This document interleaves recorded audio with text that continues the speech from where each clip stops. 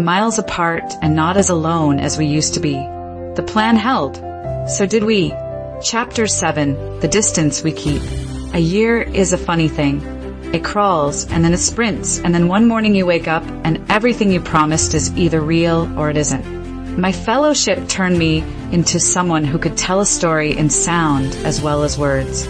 Cole learned how to lead a team without losing the part of him that listens with all his bones.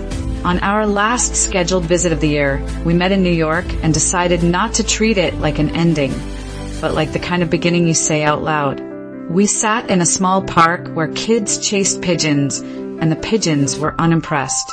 Cole told me the national show was opening a small West Coast studio. He could run it.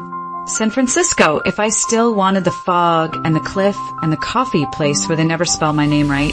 I laughed, then cried because it felt like the world had put a hand on our backs and pushed, just enough to get us over the last step. We packed up his place and mine. We gave away things that didn't fit the next story. The coffee sleeve with my number went on our corkboard. The blueprint went on the fridge. We rented a small apartment not far from the ocean, where the wind pulled at our sleeves on our first night and made us huddle together, grinning like idiots and not caring. I won't pretend the distance left us completely.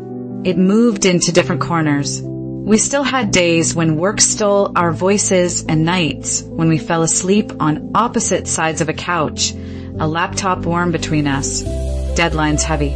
But the distance was no longer the measure of what we didn't have.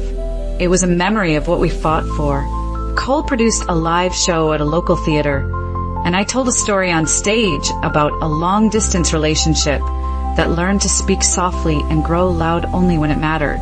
He ran sound, and I could pick him out in the booth even when the lights were blinding. I could always find him. After, we walked home on a street that knew our steps, and he said the distance didn't win. I said it never had a chance. We got to our door. It was late, and the city was the kind of quiet that holds a small light in its hands. We went inside, and the first thing I heard was the soft, steady sound of our old playlist, When It Rains in Your City, still on a loop.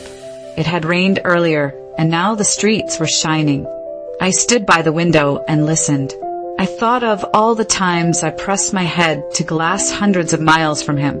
I thought of how effort is its own kind of love story, and how some distances teach you the language you need to stay. When people ask me what saved us, I say it was not magic.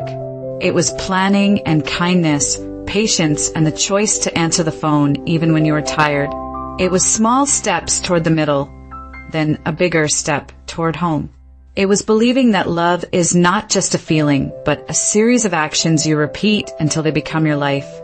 And on nights when the rain returns, when the city is soft and the ocean breathes in a steady way, we sit on the floor with our backs against the couch and let the sound fill the room. We are two people who went the distance until the distance had nowhere left to go.